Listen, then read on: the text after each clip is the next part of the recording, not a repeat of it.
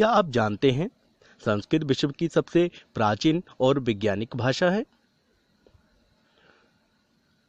कहाँ हुआ संस्कृत का जन्म? संस्कृत का जन्म क्षेत्र भारतीय उपमहाद्वीप है। कब हुआ संस्कृत का जन्म? विद्वानों का मानना है कि विश्व की सबसे प्राचीन कृति ऋग्वेद है, जो संस्कृत भाषा में लिखी गई है। ऋग्वेद का समय आज से कम 5000 वर्ष पूर्व तो माना ही जा सकता है, इसलिए संस्कृत भी उससे पहले अस्तित्व में आई होगी। संस्कृत की वर्णमाला का निर्माण महर्षि पाणिनि ने भगवान शंकर के 14 बार डमरू बजाने से किया। संस्कृत वर्णमाला 48 वर्ण इसमें होते हैं। अष्टचत्वारिंशत् वर्णाः संस्कृते कथयन्ते। तो मूल स्वर हैं 5 और दीर्घ स्वर हैं 4 और संयुक्त स्वराः 4। इनकी संख्या अच कहलाती है। कुल स्वर मिलाकर 13 हुए।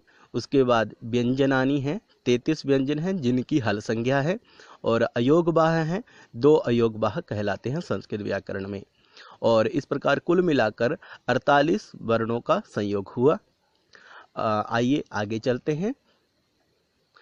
आइए जानें स्वरों और उनके वर्गीकरण के बारे में। स्वर परिचय।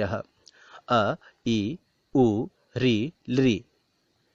मूल स्वराः आ, ई, उ, री। दीर्घ स्वराः ए, ओ, ऐ, औ। संयुक्त स्वराः। मूल स्वर, दीर्घ स्वर और मिश्रित स्वर में क्या अंतर है? मूल स्वराः जो स्वर किसी अन्य स्वर की सहायता के बिना बोले जाते हैं, जैसे अ में कोई अन्य स्वर नहीं है।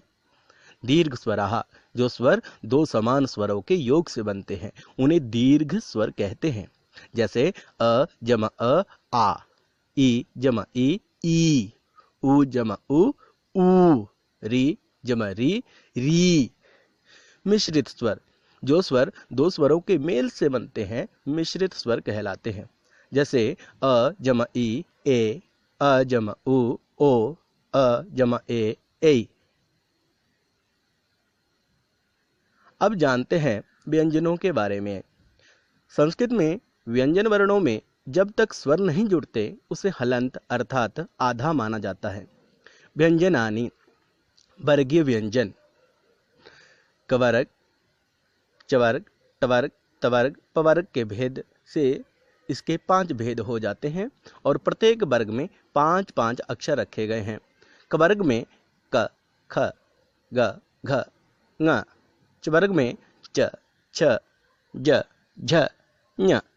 टवर्ग में ट, ठ, ड, ढ, ण। तवर्ग में त, थ, द, ध, न। पवर्ग में प, फ, ब, भ, म। और इनकी संज्ञा स्पर्श व्यंजन है, जो कि कुल मिलाकर 25 बनते हैं। व्यंजनों का दूसरा वर्गीकरण अवर्गीय व्यंजन है, जिसमें य, र, ल, व अंतस्थ व्यंजन कहलाते हैं, जिनकी संख्या 4 है। श, श, स, ह। इनकी संज्ञा ऊष्म व्यंजन है, जिनकी संख्या 4 है। इस प्रकार से कुल मिलाकर 33 व्यंजन हुए।